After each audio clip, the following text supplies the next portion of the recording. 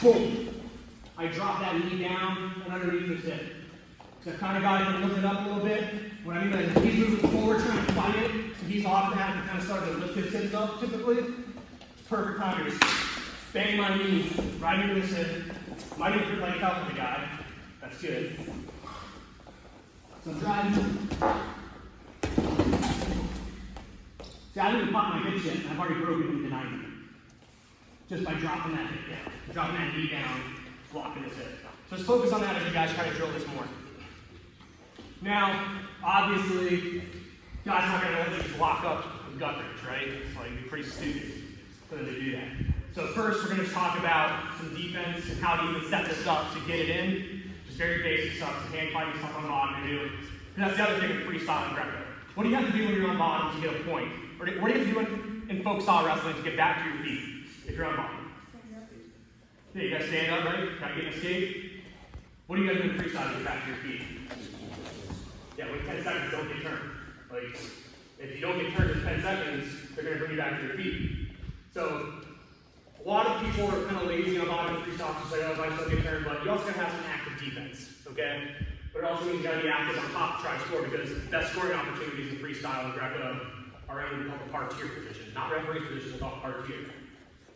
So, I'll show how to that. So, Chase is really going to be fighting this, chest down to the mat.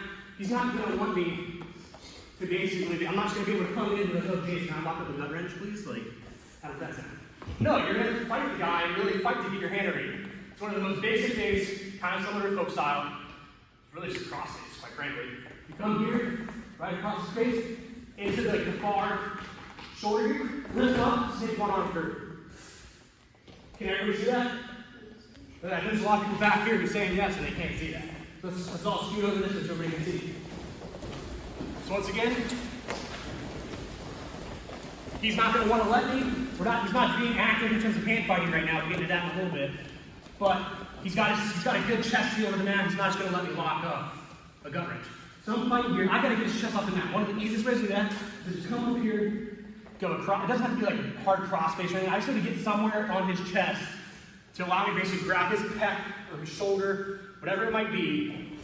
It's enough room to get him an inch or so off the mat so I can slide my arm under. And if you just rotate this way. Like, I'm not getting a lot of room here. I'm just lifting and sliding. Once I get this arm underneath, then I can lock and slowly work to tighten that lock. Okay? So we don't necessarily need to drill that. It's just more giving you guys an idea of, like, they're not just going to let you lock up a gut wrench. Sometimes you can, but the best time to really lock up a gut wrench is right off the tape. Like, I'm hitting a takedown on a high crotch, I'm cutting across, he's going to belly out, so he's going to get on the floor, and I lock it up right away.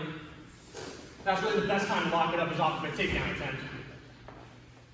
And this is more like tactics related, but in folk style, how much is a takedown? How much is a takedown worth in freestyle and Greco? Does anyone know? 2. But can you score more than 2 off a takedown in freestyle and Greco? Yeah, if you land in what's called danger, meaning if I'm on that same high crotch, I'm driving here, and I expose his back to the mat, I just got 4. Okay? So that's what I mean. It's really nice to lock up a gut wrench. So a lot of times if you're deep in on a shot, they're not going to scream like they do in folk style. They're going to bail out. Sound deep. Lock it up right away. Okay? So now what we're going to talk about is really the active defense on bottom.